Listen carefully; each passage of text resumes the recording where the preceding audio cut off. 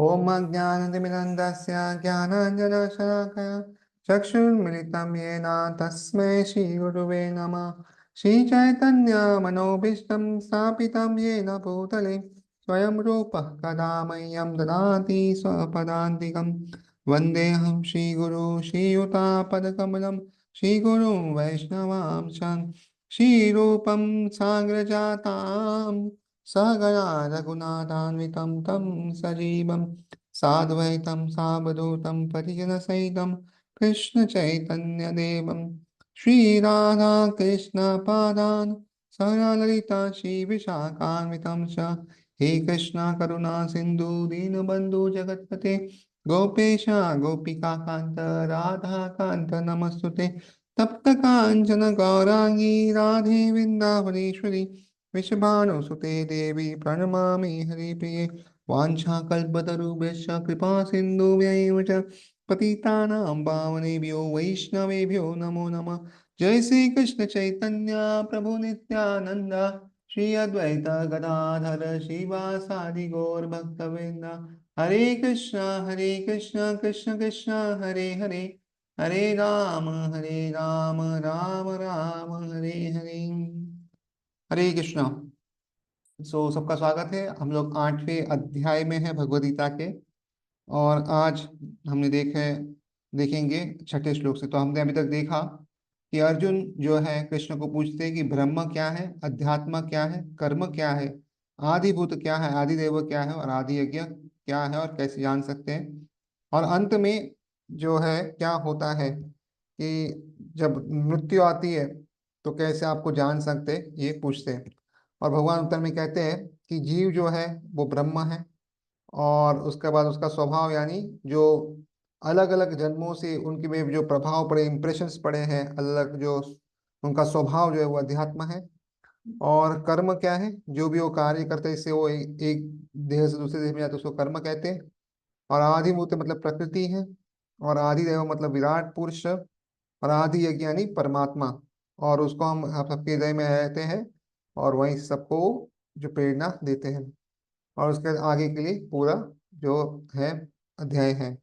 तो हम देखते हैं 5वें श्लोक में हम देखा कि कैसे अंत समय में भगवान को याद करने से हम उनके पास जाते हैं। और अभी हम छठे श्लोक से हम देखेंगे आगे जो है कैसे अंत समय में किसकी क्या गति होती है। यम यम वापि स्वरम भावम तजन्ते अंत कलेवरम तम तमेवेति कौन्तेय सदा तद्भाव भाविता। Whatever state of being one remembers when he quits his body, O son of Kunti, that state he will attain without fail. हे कुंती पुत्र, शरीर त्यागते समय मनुष्य जिस जिस भाव का स्मरण करता है वह उस भाव को निश्चित रूप से प्राप्त होता है। सो जब मृत्यु होती है तो पूरी मूवी दिखाई जाती है कि हमने जीवन में क्या क्या किया। और उस समय फिर हम जहाँ पे अटक जाते हैं, जिसको याद करते हैं, वो हमारा नेक्स्ट शरीर बन जाता है। और इसलिए बहुत ज़रूरी है कि अगर हम जीवन भर भक्ति करेंगे तो अंत में भगवान को याद कर पाएंगे, नहीं तो मुश्किल है, याद नहीं कर पाएंगे। The process of changing one's nature at the critical moment of death is here explained. A person who at the end of his life quits his body thinking of Krishna attains the transcendental nature of Supreme Lord. But it is not that true that the person who thinks of something other than Krishna attains the same transcendental state. This is a point we should note very carefully. तो यहाँ पे भगवान का कहना है कि मृत्यु के समय में कैसे अपना स्वभाव बदलता है, इसकी यहाँ पे विधि का वर्णन किया गया है। तो अंत समय में जो कृष्ण को चिंतन करते हुए शरीर को त्याग करता है वह जो है परमेश्वर के जो दिव्य स्वभाव यानी उनके धाम है उसको प्राप्त करता है। किंतु यदि कोई मृत्यु के समय कृष्ण के अतिरिक्त किसी और चीज को याद करता है तो ऐसा जरूरी नहीं कि वो दिव्य अवस्था को प्राप्त करेगा। इस बात पे हमें विशेष ध्यान देना चाहिए कि ऐसा व्यक्ति जो है वो भगवत धाम नहीं जाएगा। How can one die in the proper state of mind. तो किस तरह जो है व्यक्ति सही मन की अवस्था में किस प्रकार मरे या किस प्रकार अपने देह को त्याग करे। Maharaj Bharat, also a great personality, thought of a deer at the end of his life and so in his next life he was transferred into body of a deer. तो महाराज भरत महाराज जो थे वो बहुत बड़े राजा थे। और उससे जो है भारत जो नाम आया वो भरत महाराज से आया है।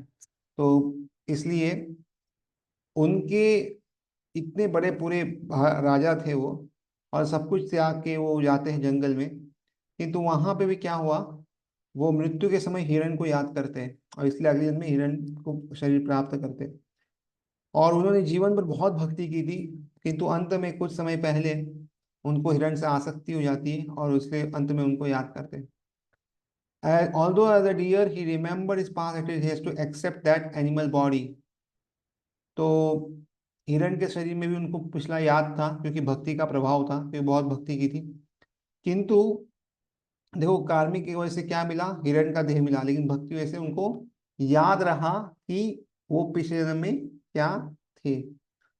और although as a deer he remembered past activities to accept animal body, of course one thoughts during the course of one's life accumulate to influence one thoughts at the moment of death। तो बहुत ही सुंदर ये बताया है, so that this life creates one next life. तो हम जो भी सोचते हैं ना, जो भी हम करते हैं, उससे क्या होता है, हमारा अगला जो है अंत समय में हम क्या सोचेंगे उस पर प्रभाव पड़ता है। यानी क्षण क्षण अभी हम क्या सोच रहे हैं, क्या कर रहे हैं, उससे जो है हमारा अगला जीवन कैसा होगा वो निश्चित होगा। यानी अंत समय में अगर याद करना है भगवान को, तो अभी हमें याद करना पड़ेगा, तभी वो याद रहेगा, because life accumulate to influence one's thoughts. तो इस तरह हम जब सोचते हैं तो धीरे धीरे अंत में वो समय आता है। If if in one's present life one lives in the mode of goodness and always thinks of Krishna, it is possible for one to remember Krishna at the end of one's life। तो actual जो भक्ति है वो रजोगुण और तमोगुण में नहीं होती, सत्वगुण में ही होती है। और इसलिए सत्वगुण में रहने के बाद अगर भगवान के सोचे तो अंत समय में भगवान को याद रख सकते हैं। That will help one to be transfer to transcendent nature of Krishna. तो ये मदद करेगा व्यक्ति को आध्यात्मिक जो शरीर है आध्यात्मिक जगह पे वो जाने के लिए उसको हेल्प करेगा। If one is transcendently absorbed in Krishna's service, then his next body will be transcendental, spiritual, not material। तो अगर कोई भगवान की प्रेम में भक्ति कर रहा है और तो क्या होगा, अगला शरीर उसका आध्यात्मिक होगा, भौतिक नहीं होगा। Therefore, chanting of Hare Krishna, Krishna Krishna, Hare Hare, Hare Rama, Rama Rama, Hare Hare is the best process for successfully changing one state of being at the end of one's life। तो ये जो महामंत्र है, हरे कृष्ण कृष्ण कृष्ण हरे हरे, हरे राम राम राम हरे हरे, तो ये जप करने से क्या है, सर्वश्रेष्ठ विधि है। और अंत में क्या होगा, समय में हम अपने स्वभाव को सफलतापूर्वक बदल पाएंगे। तो इसलिए ये बहुत ज़रूरी है कि हम रोज जप करें, निरंतर जप से ये संभव है। और इसलिए वो कहते हैं अगर अंत समय में आपको याद करना है तो क्या करना पड़ेगा, अभी रोज याद करना पड़ेगा, तब अंत समय में याद आएगा। जिस तरह कोई बच्चा है अगर जीवन भर पढ़ाई नहीं करता तो अंत में एग्जाम में याद नहीं आएगा उसको। कभी कभी कोई बोलते हैं कि मैं एक दिन पहले पढ़ाई करता हूँ, याद रहता है, वो कुछ समय के बाद वापस भूल जाता है। और डेथ जो है वो हमारी एग्जाम जैसा नहीं है, एग्जाम से भी कहीं कठिन होता है। ऐसा कहते हैं कि इतने सारे बिच्छू साथ में काटते हैं कि पूरा हम सब कुछ भूल जाएंगे। तो इसलिए उसको एग्जाम से कंपेयर नहीं करना चाहिए। कभी कभी बच्चे बोलते हैं कि एग्जाम के दिन पहले याद किया तो याद रहेगा, ऐसा नहीं होता मृत्यु के समय। तो इसलिए वो क्या कहते हैं कृष्णा, हमेशा मेरे बारे में सोचो। तस्मात् सर्वेषु कालेषु मामनुस्मर युध्य च, मय्यर्पिता मनो बुद्धिर् मामेव यशसि असंशय। Therefore, Arjuna, you should always think of me in the form of Krishna, and at that same time, carry out your prescribed duty of fighting. With your activities dedicated to me and your mind and lens fixed on me, you will attain me without doubt। अतएव हे अर्जुन, तुम सदैव कृष्ण रूप में मेरा चिंतन करना चाहिए और साथ ही युद्ध करने के कर्तव्यों को भी पूरा करना चाहिए। अपने कर्मों को मुझे समर्पित करके करके तथा अपने मन तथा एवं बुद्धि को मुझ में स्थिर करके तुम निश्चित रूप से मुझे प्राप्त कर सकते हो। तो दो चीज बताई गई इसमें, अपना कार्य नहीं छोड़ना, जो हम कर रहे हैं उसे करते रहना है। लेकिन कार्य करते समय हमें भगवान को याद करते रहना है, उनका जप करते रहना है और मन और बुद्धि उन पे केंद्रित करनी है, और इस तरह में आ जाएंगे तो हम भगवान को अवश्य प्राप्त करेंगे। This instruction to Arjuna is very important for all man engage in material activities. Lord does not say that one should give up his prescribed or engagements. One can continue them and at the same time think of Krishna by chanting Hare Krishna. तो ये जो उपदेश अर्जुन को दिया है, ये उपदेश जो है सबके लिए लागू पड़ता है और बहुत ही महत्वपूर्ण है। तो भौतिक कार्य में व्यस्त रहने वाले व्यक्ति को क्या करना चाहिए कि अपने कर्तव्य को त्याग नहीं देना चाहिए, लेकिन उसको करते करते साथ साथ क्या करना चाहिए, हरे कृष्ण का जप करके कृष्ण का चिंतन करते रहना चाहिए। जैसे कोई गाड़ी चला रहा है, तो अभी एक्सपर्ट हो गया है तो मुंह से हरे कृष्ण जप करता रह सकता है और हाथ से गाड़ी चला सकता है। उसे कोई अगर रसोई कर रहे हैं तो क्या करना चाहिए, मुंह से जप कर सकते हैं और रसोई करते रह सकते हैं। हमारे यहाँ तो एक भक्त थे, लैपटॉप में काम कर रहे थे अपना कंपनी का और मुंह से जप करते थे निरंतर और काम करते थे अपनी कंपनी का। तो अभ्यास से हो सकता है, क्योंकि बहुत समय के बाद क्या होता है हम काम में एकदम निपुण हो जाते हैं, साथ में ये कर सकते हैं। तो अपने काम को त्याग नहीं करना है, लेकिन साथ में भगवान का नाम स्मरण करना है, ताकि अंत में भगवान का नाम याद रख सके। भगवान का नाम को याद में अंत में याद रखना है तो जीवन भर भगवान का नाम लेंगे तो ही याद होगा। This will free from one from material contamination and engage the mind intelligence in Krishna. By chanting Krishna's name, one will be transferred to supreme planet Krishna without a doubt. तो इस भौतिक कलम से अगर मुक्त होना चाहिए तो क्या करना पड़ेगा, मन और बुद्धि को कृष्ण में प्रवृत्त करना पड़ेगा। मन को कैसे लगाते हैं भगवान में, मंत्र से, मंत्र आए थे मंत्र चाइनीज, और बुद्धि को कैसे लगाते, भगवता पढ़ के, जैसे हम भगवता पढ़े तो इस तरह मन और बुद्धि को भगवान कृष्ण में लगाते हैं, और इस तरह जो है हम आध्यात्मिक जगत के श्लोक में जाएंगे, इसका कोई संदेह नहीं है। तो इसलिए अभी अभ्यास करना पड़ेगा उनको याद करने का। यहाँ के श्लोक में भगवान कहते हैं अभ्यास योग युक्तेन चेतसा नान्यगामिना परमं पुरुषं दिव्यं याति प्रार्थनानुचिन्तयन्। He who meditates on me as the supreme personality of Godhead, his mind constantly engaged in remembering me, undeviated from the path, he, O Partha, is sure to reach me. हे पार्थ, जो व्यक्ति मेरा स्मरण करने में अपना मन निरंतर लगाए रखकर अविचलित भाव से भगवान के रूप में मेरा ध्यान करता है, वह मुझको अवश्य ही प्राप्त होता है। तो भगवान पे रूप पे ध्यान करना है और मन को सतत उनको याद करने में लगाना है, क्योंकि मन हमारा जब कहते भाग जाता है, उसको लेके आना है, वापस लगाना है, और इस तरह जो है हम भगवान को अवश्य प्राप्त करेंगे। In this word, Lord Krishna stresses the importance of remembering him. One's memory of Krishna is revived by chanting the Mahamantra Hare Krishna. तो श्रवण से कीर्तन होता है और कीर्तन से फिर हम स्मरण कर सकते हैं। By this practice of chanting and hearing the sound vibration of the Supreme Lord, one's ear, tongue and mind are engaged. This mystic meditation is very easy to practice and it helps one attain the Supreme Lord. तो ये जो हम जो रोज अभ्यास करते हैं किसका, जप करने का और सुनने का, इससे क्या होता है हमारा कान, जीभ और मन लगता है, और इस अभ्यास से क्या होगा, हम जल्दी ही सुगम तरीके से भगवान को प्राप्त कर पाएंगे। Purusham means enjoyer. Although living entities belong to the marginal and enjoy Supreme Lord, they are in material contamination. They think themselves enjoyer, but they are not the supreme enjoyer. It is clearly stated that the supreme enjoyer is the supreme personality of Godhead. In his different manifestations and plenary expanses, Narayan, Vasudev, etc. तो पुरुषों का अर्थ क्या है, भोक्ता या जो भोग करता है। तो जीव भी जो है भगवान की तटस्थ शक्ति है, जैसे हमने पिछली बार चर्चा की थी, तीन शक्तियां भगवान की, अंतरंग, बाहिरा और तटस्थ। बाहिरा शक्ति से भौतिक जगत आया, अंतरंग शक्ति से पूरा आध्यात्मिक जगत, और तटस्थ शक्ति से हम जीव आए हैं। तट मतलब बीच में, यानी कभी कभी वो भौतिक की ओर जाता है, कभी कभी आध्यात्मिक की ओर जाता है। जैसे हम देखते हैं जहाँ पे नदी या समुद्र है तो एक हिस्सा होता है ऐसा, कभी कभी उसमें पानी होता है, कभी कभी खाली जमीन होती है। तो ऐसा हम हैं, इसलिए हमारी शक्ति उतनी नहीं, तो कभी यहाँ कभी हम वहाँ रहते हैं। तो हम तटस्थ होने के कारण हमें जो है ये जो है भौतिक कल्मश है, मुझसे युक्त है।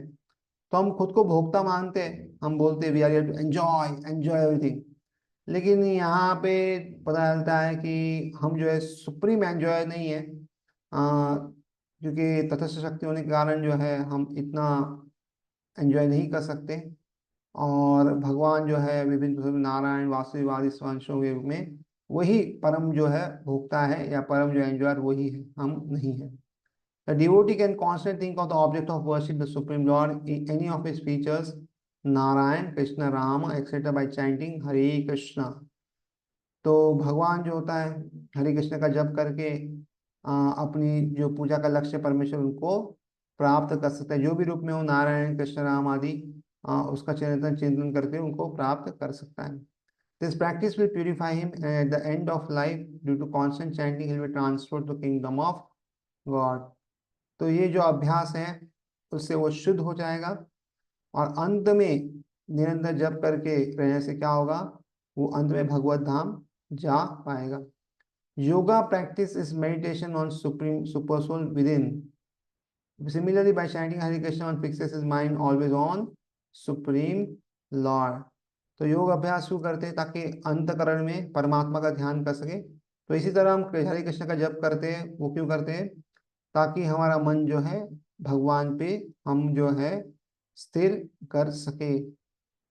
The mind is fickle, and therefore it is necessary to engage the mind to by force to think of Krishna। तो मन क्या है, चंचल है। हम कहते हैं मन पागल है, पागल है एकदम चंचल है। और इसलिए बहुत जरूरी है कि मन को हम जबरदस्ती कृष्ण को सोचने पे लगा दे, मजबूर करें। One example often given is that of a caterpillar that thinks of becoming a butterfly and so is transformed into butterfly in the same life। तो एक उदाहरण देते हैं हम हमेशा, यह दिया जाता है दृष्टांत, कि कीट का दृष्टांत दिया जाता है। कीट जो है हमेशा तितली बनना चाहता है और इसी जीवन में तितली बन जाता है। Similarly, if we constantly think of Krishna, it is certain at the end of our life we shall have the same bodily consciousness of Krishna। तो उसी तरह अगर हम कृष्ण पे निरंतर चिंतन करते हैं तो क्या होगा, निश्चित है कि जीवन में हम कृष्ण जैसे शरीर प्राप्त कर सकेंगे।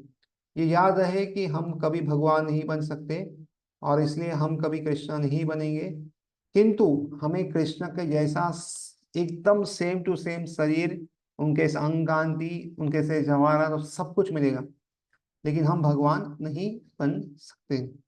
तो अभी ये कहा गया कि हमेशा भगवान के बारे में सोचो, भगवान को याद करो। तो भगवान को कैसे याद करें, भगवान के कुछ गुण या कुछ तो चाहिए ना। तो इसलिए अभी भगवान के बारे में अभी आगे 9वें श्लोक में बताया गया कि भगवान क्या है, कैसे है। कविं पुराणं मनुषाशितारम् अणोरणीयां समनुस्मरेद्य सर्वस्य धातारमचिन्त्य रूपम् आदित्यवर्णं तमसः परस्तात्। One should meditate upon the Supreme Person as the one who knows everything। तो as who is the oldest, who is the controller, and who is smaller than the smallest, who is the maintainer of everything, who is beyond all material conception, who is inconceivable, and who is always a person. He is luminous like the sun, and he is transcendental beyond this material nature। तो मनुष्य को चाहिए कि परम पुरुष का ध्यान, सर्वज्ञ यानी जिसको पता है, पुरातन या सबसे पुराने, नियंता यानी कंट्रोलर, लघुतम से भी लघुतर यानी छोट स्मॉल स्मॉलेस्ट, प्रत्येक के पालन करता, मेंटेन ऑफ एवरीथिंग, समस्त भौतिक बुद्धि से परे, तो मटेरियल कॉन्सेप्शन से अलग है, अचिंत्य तथा नित्य पुरुष के रूप में खड़े, तो इनकंसीबल है और समझ हमेशा पुरुष के रूप में। वे सूर्य की भांति तेजवान तेजवान है और इस भौतिक प्रकृति से परे दिव्य रूप है। सो इसमें बहुत सारी उपमा गई है भगवान के बारे में, ताकि हम भगवान को याद कर सके और उसके बारे में सोच सके। तो बहुत ही सुंदर विशेष यहाँ पे बताया गया है, जो सोचने जैसा है कि देखो भगवान जो है पुरातन है, फिर भी नवयौवन है, हमेशा नवयौवन रहते हैं। और क्या, छोटे से भी छोटे हैं और सबके पालन करता है। अगर कोई नास्तिक रहेगा उसको भी पालन करते हैं। और इस भौतिक जो अलग अलग बहुत बुद्धि है उससे भी वो परे है। और सूर्य के फल तेज में लिखा, एक्चुअली भगवान जो है हजारों सूर्य के ज्यादा तेजमान है, पर इस दुनिया में हमें सिर्फ सूर्य पता है, इसका तेज हमें पता है, इसलिए उनके साथ हमें कंपेयर किया गया भगवान को। और उसी तरह भौतिक रूप से पर और दिव्य रूप है। द प्रोसेस ऑफ थिंकिंग और supreme is mention in this verse. किस तरह हम भगवान को याद कर सकते हैं, वो इस जो श्लोक है उसमें बताया गया है। The foremost point is that he is not impersonal और वॉइड। तो सबसे प्रमुख बात क्या है कि वो निराकार या शून्य नहीं है। One cannot meditate on something impersonal और वॉइड इज वेरी डिफिकल्ट। तो कोई भी ऐसी जो हम कहते हैं उस पे चिंतन नहीं कर सकता, निराकार हो या शून्य हो, उस पे ध्यान लगाना बहुत ही मुश्किल है, कठिन है एकदम। The process of thinking of Krishna however is very easy and is factually stated here.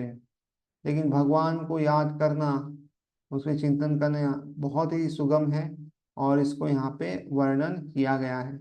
First of all the lord is पुरुष, अ पर्सन। सबसे पहले भगवान क्या है, एक व्यक्ति है।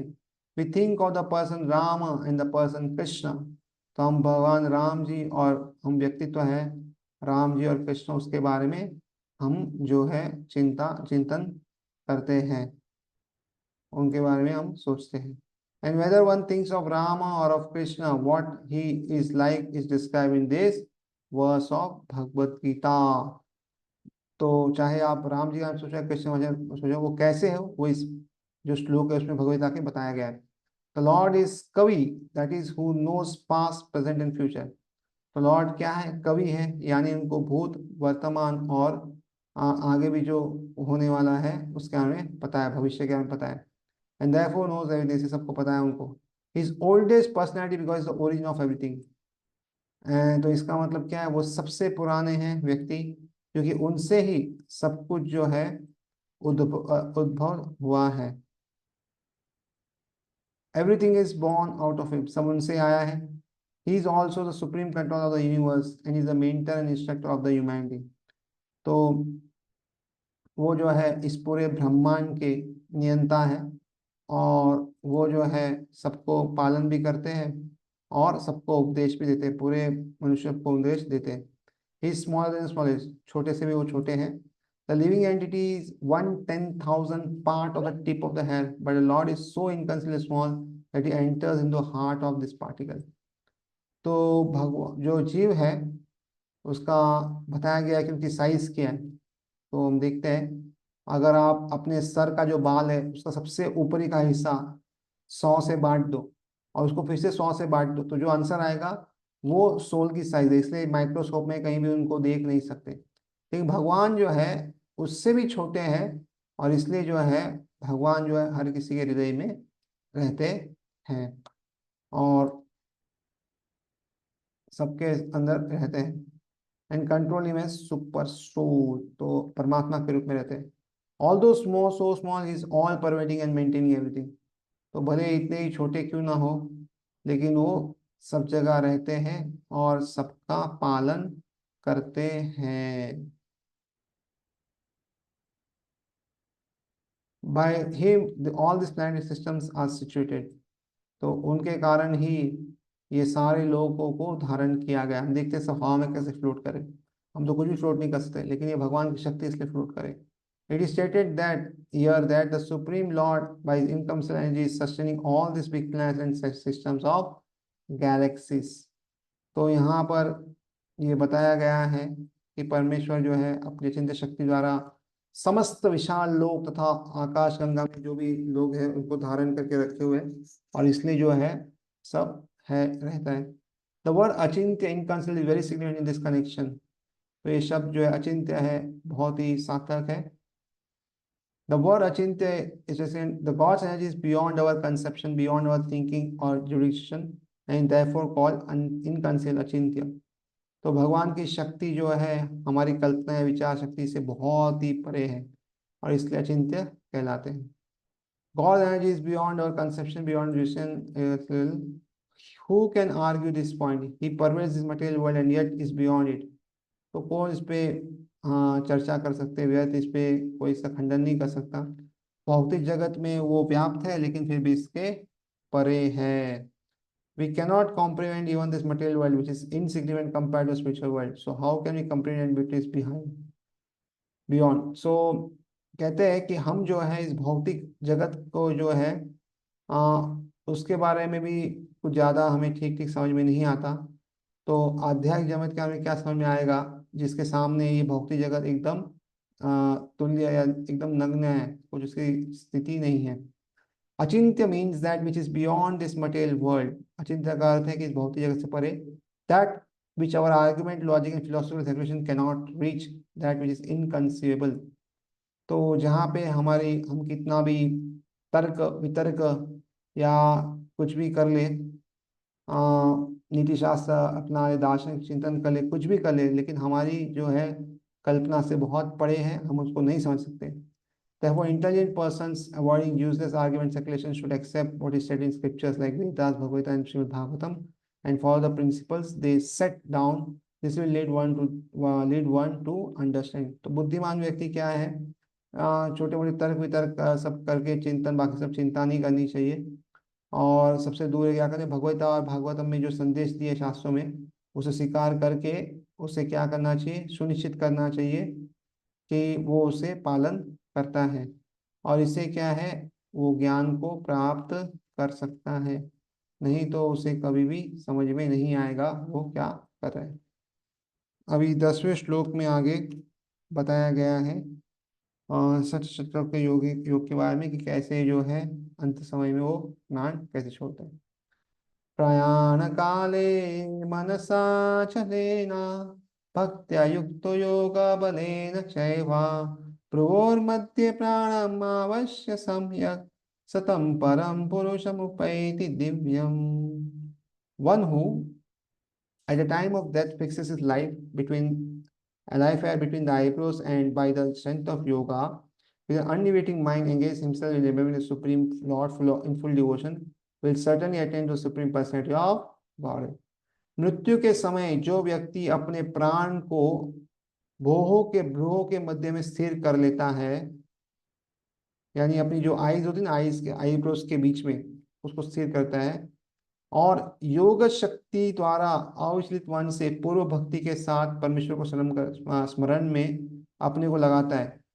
तो पहले आईब्रोज के बीच में, दो आईब्रोज के बीच में स्थिर करना है हवा को, लाइफ एयर दिखाए, यानी जिसमें आत्मा रहती है, जिस लाइफ एयर है। और बाद में योग की ताकत से अविचलित मन से क्या करना है, भगवान को याद करना है भक्ति के साथ। तो वो निश्चित रूप से भगवान को प्राप्त कर सकता है। तो इस तरह किया तो भगवान को अवश्य प्राप्त कर लेगा। In this verse, it is clearly stated that the time of death, the mind must be fixed in devotion to Supreme Personality of God. तो इसमें श्लोक में बताया गया है कि मृत्यु के समय जो है मन को भगवान की भक्ति में स्थिर करना चाहिए। For those practicing yoga, it is recommended they raise the life force between the eyebrows to the Agya Chakra. The practice of Sat Chakra Yoga involving meditation on the sixth chakra is suggested here. तो जो योगा की practice करे उसको कहा गया है कि आप जो है प्राणों को आज्ञा चक्र के वहां पे लेके जाए, यानी भ्रूहों के बीच में। और उसके बाद क्या है, इधर प्रस्ताव दिया है 6 चक्र का ध्यान कैसे लगाते। A pure devotee does not practice such yoga, but because he is always engaged in Krishna consciousness, at death he can remember Supreme Personality of Godhead by His grace. This is explained in the verse 14. तो जो भगवान का शुद्ध भक्त होता है वो ऐसे सब चक्र क्रिया योगा का ज्यादा अभ्यास नहीं करता। क्यों नहीं करता? क्योंकि वो हमेशा भगवान की चेतना में है, और इसलिए अंत समय में वो आराम से भगवान को याद कर सकता है। और ये भी क्यों है? भगवान की कृपा से ही होता है। और ये जो है 14वें श्लोक में आगे अच्छे से जो है बताया गया है।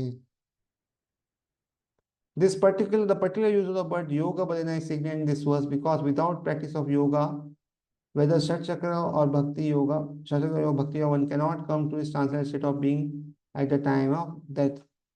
तो यहाँ पे श्लोक में योग बल का जो विशिष्ट प्रयोग किया गया बहुत महत्वपूर्ण है। क्योंकि अगर योग का अभाव होगा, चाहे सशक्र योग हो या भक्ति योग, मनुष्य कभी भी जो है मृत्यु के समय जो है इस अवस्था को प्राप्त नहीं कर सकता, इस दिव्य अवस्था को प्राप्त नहीं कर सकता जब वो भगवान को याद करे। देखो जीवन में अगर हमने अभ्यास नहीं किया तो अंत में हमें याद नहीं रहेगा, और इसके लिए कोई तो एक योग करना है, और इसलिए हमारे भक्ति योग करते हैं। One cannot suddenly remember Supreme Lord at death. One must have practiced some yoga system, especially the system of Bhakti Yoga. Since one's mind at death is very disturbed, one should practice transcendental through yoga during one's life. तो अंत समय में हम ऐसे ही भगवान को याद नहीं कर सकते, इसलिए हमें क्या करना पड़ेगा, अभ्यास करना पड़ेगा। जीवन में जो अभ्यास किया वो अंत में हमें याद रहेगा, और इसलिए जीवन में हमें प्रॉपर अभ्यास करके जो है मन को शांत करके भगवान में लगाना चाहिए। तो इस तरह अगर भगवान के इसमें चिंतन में भगवान को लगाएंगे तो अंत समय में भगवान को याद कर पाएंगे। One since one mind at that is very disturbed, one should practice transcendental through yoga during one's life. तो अंत समय में तो मन बहुत ही व्याग्र रहता है और विचलित रहता है, इसलिए अगर जीवन में हमने भगवान को याद नहीं किया तो अंत में हमें याद नहीं होगा।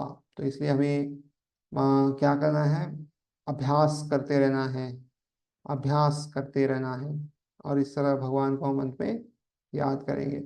सबका बहुत बहुत धन्यवाद। हरे कृष्णा।